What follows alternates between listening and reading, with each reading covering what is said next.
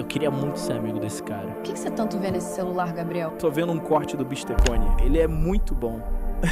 Você sabe que o conteúdo desse esquisito é pra crianças, né?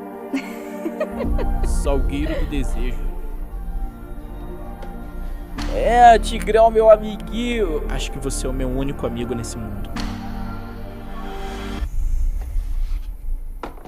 Eu desejo que o Bistecone seja meu melhor amigo e me ame para sempre.